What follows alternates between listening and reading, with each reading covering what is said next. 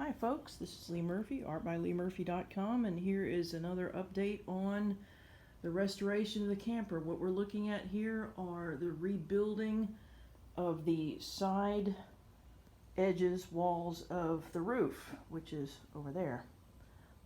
And I have discovered that I had to cut the pockets out for these roof brackets where the lifter mechanism fits in here, and then it fits with the edges of the roof to hopefully make it sturdy enough not to fall apart again.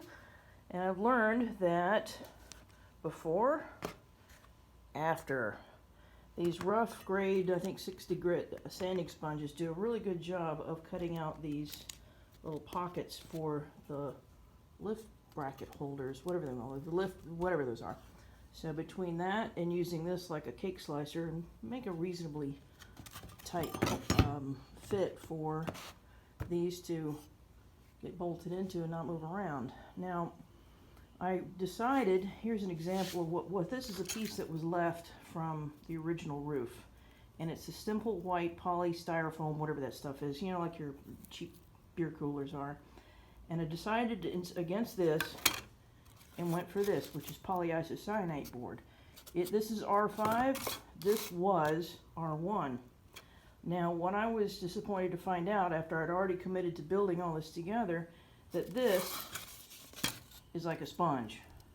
It will soak things in. So what I ended up doing for the first layer, because the resin, this resin stuff is so incredibly expensive, I decided to make a slurry of what they call poor man's fiberglass, which is basically that watered down and painted on there too. And you can see where I put it on here.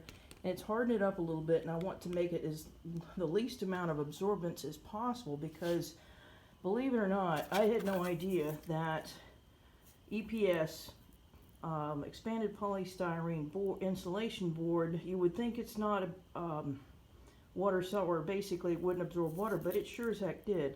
I got pounds and pounds of waterlogged EPS styrofoam board out of the roof of this camper, and I just don't really want that to happen again. I mean, it lasted 20 years, but the best I want to do basically is seal this so nothing gets inside, because it's already faced, and that worries me a little bit too, because I'm not sure how well gluing this will stick, but it seems like it's sticking pretty well. I mean, this is pretty rigid so far, but I was real happy to discover how easy this was to just shape this out like that, and then hit this with a, I mean, I'm not interested, this is going to be hidden anyway, but I basically, after I soaked it in rust remover, just a light shot of spray paint just to keep it from rusting as soon as it might again. So anyhow, that is a progress, and my decision to go with